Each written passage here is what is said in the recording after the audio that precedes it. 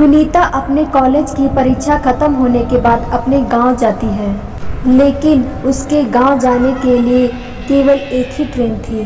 सुनीता बोलती है कहीं मैं देर ना हो जाऊं, इसलिए वो स्टेशन के लिए जल्दी निकल जाती है और अब उसका सफ़र शुरू हो गया था। सुनीता ने अपने लिए कुछ खाने पीने के लिए सामग्री और रास्ते में पढ़ने के लिए एक बुक खरीदी जिसका नाम था भूतिया ट्रेन। सुनीता को भूतिया कहानी पढ़ने में बड़ी दिलचस्पी थी। सुनीता अक्सर इसी तरह से बातें किया करती थी, इसलिए कोई भी सुनीता से बात करना पसंद नहीं करता था। सुनीता को भी अकेले रहना बहुत पसंद था, इसलिए किसी से बात करने या ना करने से उसे कोई खास फर्क नहीं पड़ता था। सुनीता अपनी सीट पर बैठ जाती है और अपना नॉवल निकालकर पढ़ने लगती है। ट्रेन में यात्रियों का आगमन चलता रहता है, लेकिन नीता भूतिया किताब में पूरी तरीके से खो चुकी है। किताब पढ़ते पढ़ते सुनीता को 3 घंटे गुजर जाते हैं। तभी ट्रेन में टिकट चेकर आता है और वह सुनीता से उसकी टिकट मांगता है। सुनीता अपनी टिकट दे देती है। टिकट चेकर सुनीता से कहता है, क्या तुम सारी रात ऐसे ही बैठे बैठे सफ़र करोगी? तभी सुनीता कहती है, नहीं सर, 24 नंबर वाला बर्थ खाली होने वाला है और सुबह तक उसमें कोई नहीं आएगा।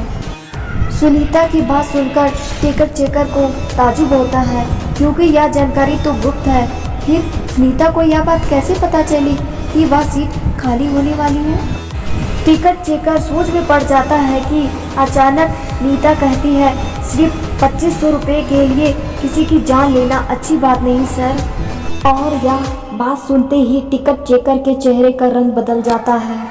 वह सुनीता की बात अनसुना करके आगे की बर्थ में निकल जाता है। दरअसल सुनीता जो नॉवल पढ़ रही थी उसमें भूतों को अपने संपर्क में लाने का मंत्र लिखा हुआ था, जिसे गलती से सुनीता ने पढ़ लिया था और इसी वजह से सुनीता के अंदर शैतानी रूह प्रवेश कर चुकी थी।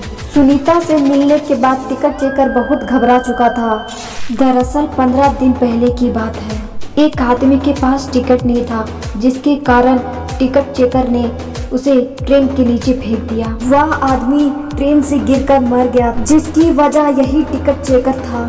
टिकट चेकर घबराकर अपनी सीट पर बैठा ही होता है कि अचानक सुनीता बगल में आकर बैठ जाती है। तो कहीं जाइएगा मत, कहानी अभी बाकी है।